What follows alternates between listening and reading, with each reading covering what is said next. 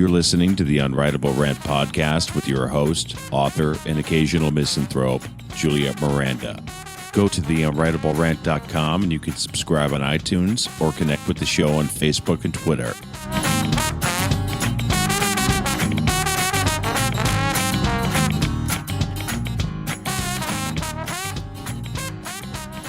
Hey there, y'all. This is Juliette Miranda, and you're listening to the Unwritable Rant podcast. Wait for it. Episode 100.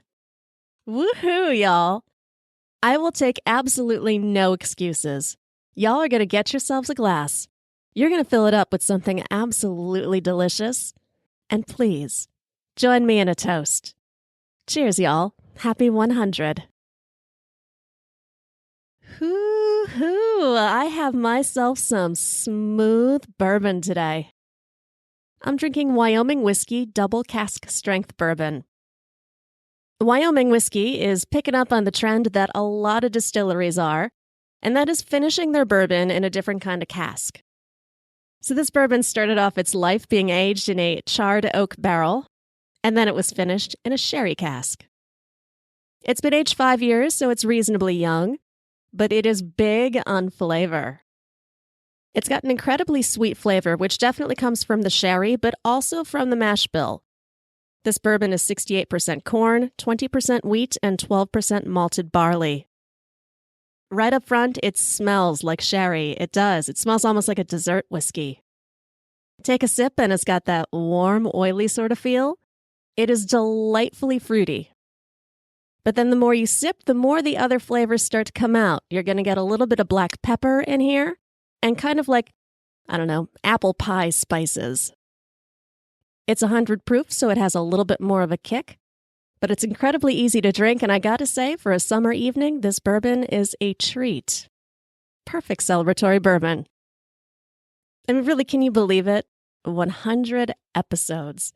That is a whole lot of bourbon and misadventure.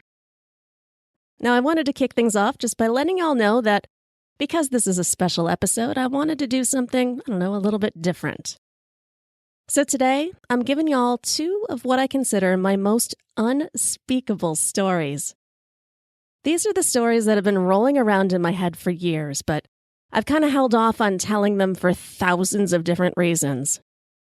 But now, after 100 episodes, I figure y'all know me well enough to kind of understand where I'm coming from and know that I really do mean well, despite the trouble that I wind up causing.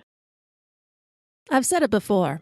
I am so very thankful that my guy gets me, and that he appreciates my wacky sense of humor, because it definitely hasn't always been that way. Like with the connoisseur.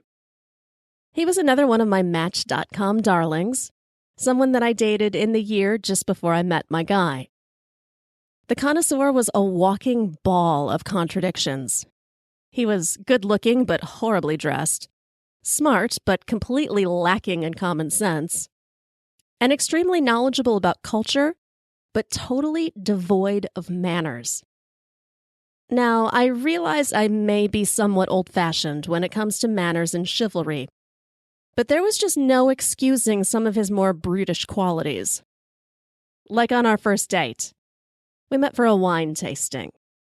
This being our first date and all, I didn't want to scare the guy off by sucking down too much booze at once. So I sipped from my wine glasses, tasting the wine like a lady. And I didn't finish any of my tasting portions, because this was a tasting after all and not a bacchanalian feast.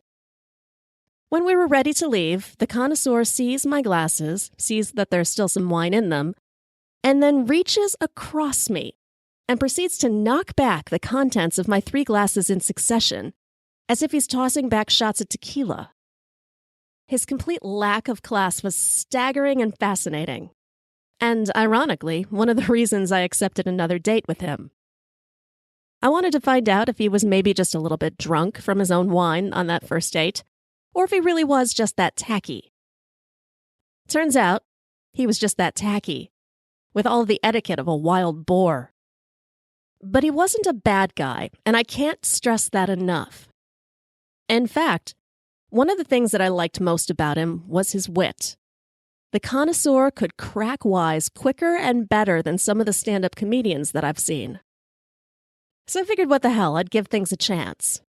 I'm always a sucker for a sharp tongue and a pretty face. We dated casually for about 4 weeks or so, but never really clicked in any sort of meaningful way. It was clear to me that we had absolutely no longevity, especially not when his idea of being a gentleman and, guiding me into a restaurant involved barreling past the hostess and making us both trail behind him to get to a table. Perhaps it's a bit shallow of me, but lack of chivalry is a deal breaker. But no sooner had I decided to call it quits with the connoisseur when he called me with a date I couldn't refuse. Don't get too excited, y'all. It's not like he wanted to whisk me off on some exotic getaway. His so-called date for us turned out to be a funeral. His uncle had apparently died in a house fire, and he wanted me to accompany him to the funeral. Had he known me better, that would have been the last thing he'd want me to keep.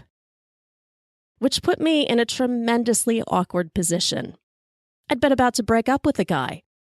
I didn't want to meet his parents in any setting, least of all over a dead body. But what are you supposed to say in a situation like this? I grabbed my calendar. The funeral was on a Friday night. So I wondered, what exactly is the statute of limitations on a breakup after a funeral? Was 1 week enough? I supposed I could stick it out for 2 weeks if I had to. So I reluctantly agreed to go. It certainly wasn't how I wanted to be spending my Friday night, that's for damn sure. But I donned my most somber outfit and I waited for the connoisseur to pick me up. Of course, his idea of picking me up involved giving me an ETA and honking his horn repeatedly when he arrived. We get to the funeral parlor, and I am immediately struck at how these places all look the same. It's baffling. Do they give these guys style guides and decorating? They all have the same mismatched floral patterns, threadbare furniture, boxes of tissue on every table. I resigned myself to a night of awkward introductions and sobbing. To be completely fair, it wasn't all that bad. The connoisseur kept things lively by overcompensating with humor. He had hysterically biting things to whisper in my ear the entire time about his family, all the way up to the memorial service. And that's where things started to get just a bit weird. Because the first thing I noticed was the glaring lack of a body. So I look at the connoisseur and I go, what'd they do with your uncle? Well, the connoisseur informs me that his uncle has been cremated and that they'll be unveiling his urn in a special ceremony per his wishes. Y'all, you would have thought they were unveiling the first dragon in captivity for all of the pomp and circumstance surrounding this big urn reveal. There's a drum roll, and I do mean that literally. They had a little drummer boy off in the corner. A pause. And then they dropped the curtain to expose what I can only describe as a pimped-out fire hydrant. It stood a good 3 feet high. It was trimmed with gold and sported several rows of glimmering diamondoids that would put the Home Shopping Network to shame. Upon fully ingesting its magnitude, I let out a little giggle. The connoisseur gave me a nudge, but as the complete irony of the situation washed over me, I found I couldn't stop. Y'all, I promise you, I tried my very best to suck those giggles back. But you know how it is. Once you catch a giggle fit, there's just no stopping it. I looked at that truly garish urn and I snorted. How could anyone not see the irony? This poor fool had died in some sort of house fire. And here his family was, parading his ashes around in a tricked-out replica of the very thing that could have saved him. And it is at this very point where I can only assume the devil took control of my mouth. Because for whatever dumbass reason, I thought it would be hysterical to lean over to the connoisseur and ask, "Hey, did your family get a discount on the cremation?" I am crying. I find myself so stupidly funny. And since he'd been ripping on his family ever since we got there, I was sure the connoisseur would share in my humor. But when I caught the hard, angry look that the connoisseur gave me, and I realized that I am the only person crying, and for oh so very wrong reasons, I quickly ran outside. By the time the connoisseur came out to find me, I had regained my composure and was horribly ashamed of myself. He drove me home in god-awful silence, breaking it only when we got to my door by saying that he thought it would be best if we didn't see each other anymore. I could only agree, but I certainly couldn't be happy about it. Because, well, originally I had been so caught up in what a tacky oaf I thought this guy was, I had to admit that it was really me who wound up being the one without any class. Fortunately, I've got bourbon to keep me classy now. And with that, I'm going to raise up my glass, and I'm going to toast to the connoisseur and apologize for being his deal breaker. Cheers, y'all. Whew. I may need a couple more shots of this to prepare myself for telling you what I am about to next. If you will recall, last week I told another story about Crazy Town, a friend that I had as a teenager and into my early 20s. She certainly earned her nickname, being perhaps the wackiest, most danger-prone friend I have ever known. There is no preparing for a person like her to enter your life. Not even Judy Blume could have given me advice on how to handle the friendship I had with Crazy Town. But I suppose that's just the beautiful sort of misery that comes with the territory. Of course, when a friendship burns as spectacularly as ours did, the unfortunate reality is that it will eventually burn out in just as vivid and violent fashion as it started. It was the middle of summer when it all began to fall apart. Crazy Town was, once again, broke and looking for a way to make money without having to put too much effort into it or give up any of her precious time. She had recently dropped out of 4-year college in favor of a local community school. It specialized in considerably less rigorous curriculum and offered associate degrees and certifications in such challenging fields as ghost hunting and bird grooming. Meanwhile, I was just a few credits short of my bachelor's degree. My rock writing assignments were growing in visibility. I was working regularly on campus and making plans to move to California as soon as possible. I had less and less time to hang out with Crazy Town then. It was conflicting for me because I adored Crazy Town. I did. But the intensity of our friendship and her complete disregard for boundaries, for well-being, and rules scared the hell out of me. Because at that point, I was just starting to shake off some of that invincibility of my teens. I didn't really know how to explain any of that to her, so I took the complete chicken shit lame-ass route and started avoiding her. Crazy Town may have been a nutcase, but she was not an idiot. She knew what I was doing and wasn't about to let me get away with it.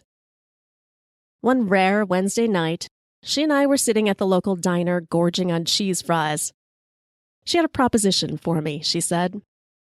She positioned it as a business venture, one that could give us something to do together, and one that she was confident would bring in a ton of cash. Crazy Town's business ventures and get-rich-quick schemes were historically ill-fated and better suited for infomercials in hell. I'd seen her through a babysitter's club, a pop-up driveway bakery, and dog walking, all of which ultimately involved the authorities, and none of which succeeded.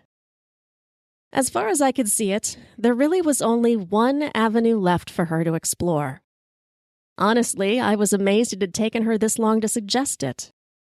So when my insane girlfriend looked at me and, in all seriousness, suggested we become strippers, I can't say I was all that surprised. Nope, no way, I said. Not gonna happen. But Crazy Town, she knew me, and she was prepared with an argument and even had the shell of a business plan. Crazy Town wanted us to hire ourselves out as strippers for bachelor parties and other private events. That's where the money and the freedom was, she explained. And when I asked her how she knew that, she claimed to have done research. Research. I was very curious what her research involved, because at the time, the World Wide Web was barely a thing, and I'm guessing that the Dewey Decimal System didn't have a specific category for stripping. But the more she talked, the more the whole thing actually started making sense in a weird sort of way. I desperately needed to save more money to make the trip to Los Angeles. And I had to admit, the flexibility of being an independent contractor, half naked or otherwise, was kind of appealing. Plus, my snake-charming girlfriend could pretty much sweet-talk me into anything. And here's where I have a confession to make, y'all. I have made it a point to mention that I never turned to the pole for cash while I was unemployed in Los Angeles all those years. And I definitely didn't. But what I have neglected to mention is the fact that for a brief time before all that, I did in fact dance at private parties for money. God help me, I agreed to be a stripper with Crazy Town. I did have some stripper conditions that I laid out for Crazy Town, who was so excited at the prospect of dancing together she was practically frothing at the mouth. First, we had to bring our own security. No way was I going to take my clothing off in a room full of horny guys without some sort of watchdog. I've seen Hostel. I know how these things end. Second, I wasn't going full nude. It would be pasties and a G-string or no deal. Crazy Town opened her mouth to argue, but I was firm. I realize the coverage between that and naked is minimal at best, but it allowed me some semblance of control. Finally, I told Crazy Town I had to pre-approve every party we worked. I knew how she operated. She'd have us dancing in the back of a van en route to Tijuana if I didn't keep an eye on things. Crazy Town agreed to my conditions and let out a little shriek of excitement. We toasted with cheese fries and started making plans. In a perverted sort of way, launching a strip business was good marketing experience for me. Again, this was pre-internet, so we had to rely on advertisements in the back of local stroke mags and word of mouth to get our bookings. Really, though, Crazy Town and I were our own best advertisement. We'd head to the local clubs all dolled up and would hand out business cards to the guys we met. Then, all incoming calls were screened by our very own security guy, named Beefcake. Oh, poor Beefcake. He was a geek-turned-bodybuilder who absolutely adored Crazy Town, and she took full advantage of it. His body by Jake physique was no match for her manipulative whims. And it wasn't long before she had the guy running errands and driving us around town like a couple of two-bit daisies. His devotion did make him an excellent bodyguard, however. On the night of our very first show, Beefcake insisted on doing a full sweep of the house we'd been booked at, even before he'd let us out of the car. He made it a point to show the guys his brass knuckles, his pepper spray, and his .44. He put such fear into those little guys, who were, by the way, just celebrating a 21st birthday. They wouldn't even make eye contact with us when Crazy Town and I came out for our first set. Now, our entertainment package was fairly simple. We charged a flat rate for the two of us to do 2 20-minute sets. They were fashioned somewhat like a low-rent burlesque act, and then we charged extra for various a la carte options like lap dances. Tips were highly encouraged. And I'll tell y'all, the first night was kind of fun, and the next couple shows after that were even better. Once we'd shaken off our nervousness and solidified our routine, we actually started making good money. But here's the thing. Although what we were doing never actually felt wrong, it didn't feel entirely right either. At least, not to me. Crazy Town took to stripping with a wild amount of zeal. She started going to strip clubs on her nights off just to learn new moves and talk other girls into potentially joining our business. She saw this as her future. For me, it was an unconventional summer job. I had a very specific dollar amount in my head that I wanted to earn, and when I did, I knew I'd be out. Of course, With our newfound success also came overconfidence, which may be why I agreed to work a party with Crazy Town that neither Beefcake nor I had pre-screened.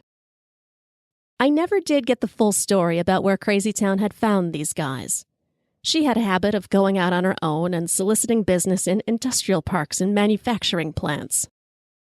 And, as I would later learn, populating every single gas station men's room between our hometown and the Wisconsin border with a stack of her business cards. She positioned this as a bachelor party, and I suppose that was true enough. But the second we arrived for the show, I had a bad feeling. Up to that point, we had been performing in well-maintained living rooms and rec rooms for guys who were about our age or slightly older. It was all very suburban, as though stripping was no different than selling cookies. This crowd, well, they were considerably more seasoned. The guys were at least 20 years older than us and resembled gristle on a bad cut of meat. The room was poorly lit, even by stripping standards, and had an unusual amount of stereo equipment in it. Home entertainment centers were elaborate enough back then, but these guys had walls of gear. I counted 5 CD players, at least 7 tape decks, and countless receivers and equalizers, none of which were plugged in, and all of which had the air of having fallen off the back of a truck. Crazy Town sails into the room like a damn beauty queen, all smiles and kisses and waves, while Beefcake and I hover on the outskirts sizing things up. It was his job to collect our payment up front and go over the rules while Crazy Town and I changed. And I had a sneaking suspicion that these guys weren't going to be as awed by his arsenal as our other clients. So we're pointed toward a tiny bathroom in the back, a space so small that for both of us to fit, I had to stand in the shower stall. I tell Crazy Town I think we should cancel. She won't hear of it. Not every place is going to look like the suburbs, she tells me. It wasn't just that the house was freaking me out. It was the vibe in the room. One of the guys just kept peering through the blinds out into the street. Another guy's pager wouldn't stop beeping. And the other guys were just kind of huddled together in little groups of 2 or 3 and talking in really guarded whispers. It definitely did not have the atmosphere of a bachelor party, which I attempt to explain to Crazy Town. She throws her lipstick into the sink and looks at me with vivid contempt. "You always have to bitch about something, don't you?" she says. She tells me that we've got a good thing going here, and she isn't about to throw it away because I think I'm too good for the room. Well, I'm too surprised to speak, and I just shake my head. This was not my friend talking. Her expression softens a little bit then, and she puts her hand on my cheek. "You won't be alone," she says. "It's just 40 minutes. Nothing will happen." Sure, just 40 minutes. So once again, I allow myself to be charmed by my girlfriend, and I look at her and I just say, "Show must go on." I let Crazy Town give Beefcake the signal to start our music, and followed her out into yet another den of iniquity, questioning my intelligence the entire way. We made it 29 whole minutes. It was just shy of the 30-minute mark when the front door kicked open. I'm perched on a folding chair in the center of the room, doing an elaborate bump and grind with a feather boa. Crazy Town is letting some guy pull her stockings off with his teeth. Neither of us is in much of a position to freeze, but that is exactly what we do. My first rational thought is that it's the police, that they've come to bust up whatever crime syndicate these guys are a part of, and Crazy Town and I are going to go down with them. But it wasn't the police, y'all. It was worse. It was someone's wife. She stood at the threshold of the room, all brash and blazing mad about finding 2 strippers in her living room. Crazy Town and I slowly untangle ourselves from the precarious positions that we're in and do our best to look nonchalant, as if we have every right to be standing in various stages of undress. In all of our planning and consideration, neither of us had actually considered this kind of scenario. We planned on grabby guys, poor tippers, refused payments, but were completely unprepared for this moment. Or so I thought. Beefcake starts to move between us and the rather large and definitely terrifying woman snorting in our direction. She is screaming at everyone, at her husband, at his friends, and obviously at Crazy Town and I. I'm expecting Beefcake to do something to save us. It's what we hired him for, after all. But it's Crazy Town who makes the first move. She whips a switchblade out of her corset and flicks it open. I am so completely impressed by her resourcefulness that I momentarily forget the danger we're in, and I ask Crazy Town where the hell she had that thing stashed. Crazy Town giggles, pointing to some concealed stitches in the back, and for half a minute we are our old selves. Just two chicks laughing over the absurdity of our lives and not two strippers in way over our heads. The wife is unimpressed by the blade. "Just what the fuck do you think you're going to do with that?" she yells. She thinks she can intimidate Crazy Town by being loud, but she has no idea who she's dealing with. Crazy Town announces she'll do whatever it takes, and then, just to prove her point, Crazy Town takes off after the wife, knife first. The wife arms herself with a lamp and is wielding it like a trident. Her husband is yelling for everyone to calm the hell down, and all of his friends can't seem to figure out if they want to watch this grotesque cat fight or just take cover. Chairs are knocked over, there's more yelling, and the next thing I know, Beefcake grabs me and tucks me under his arm like a football, barreling through the room and out the door. He drops me in the front yard and runs back into the house to collect Crazy Town. There's more screaming, and I can hear it out there in the front yard. To this day, I still hear Crazy Town shrieking like a banshee, "I will eat your eyes, bitch!" I don't know where that came from, but it was spectacular. Beefcake was able to wrestle her out of the room and returns carrying Crazy Town under his arm. He motions for me to chase after them to the car. And the whole way, Crazy Town is freaking the fuck out and begging to be let down so that she can go back and get her shoes. In the car, Crazy Town was absolutely elated. She had some scratches on her arm and likely a case of scabies, but all she could do was talk about how much fun she had. Because of course she did. As for me, well, that night ended my brief and not-so-illustrious career as a stripper. Crazy Town tried to talk me into staying with it, but her cajoling wasn't going to work. Not this time. I didn't trust her anymore, and I didn't trust myself with her. Not long after that, I helped her secure a deal to become a featured dancer at one of the better Chicago area strip clubs. Although we agreed in advance that she would pay me a consulting fee, she was upset because she felt I took too much money. It erupted into another argument, and both of us slammed our phones down in fury. Looking back, I don't really think that Crazy Town was mad about the money. I think she was afraid of all the same things I was. Of moving on, of not being friends and not having each other for backup, and picking the fight made it easier to break away. It was the last time we ever spoke. I admit I've kept very quiet tabs on Crazy Town over the years. It's just me being morbidly romantic, I guess. Because I know that we can never be friends again. I think maybe I just like knowing that she's out there, still dazzling and dangerous as ever. And now, y'all, if you will excuse me, I'm going to have a little bit more bourbon. Oh, that is good stuff. Well, y'all, I'm raising up my glass right now to you. I just want to say thank you for listening to the Unwritable Rant podcast and for all of your support. I cannot believe that we made it to 100 episodes, and I cannot wait to see what kind of trouble awaits until we get to episode 200. Before I let you go, I just want to send out some very special thank yous to some other podcasts who have been there for us from the beginning. They're all a part of the Pottern family, which is a great collection of podcasts, and these guys have become great friends.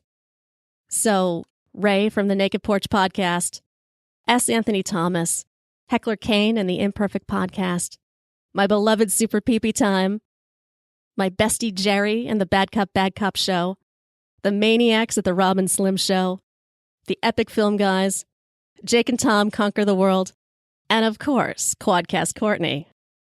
I just want to give y'all a very special thank you and raise up my glass and toast to you. Cheers. All right, I got celebrating to do, y'all.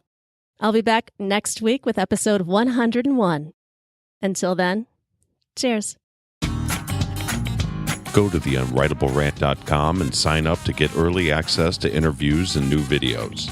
You can hear new episodes of The Unwritable Rant on radiovegas.rocks every Tuesday at 4 p.m. Eastern and on IPMNation.com on Saturdays and Sundays at 6 p.m. Eastern, and hear best of episodes every weekday at 3 p.m. Eastern.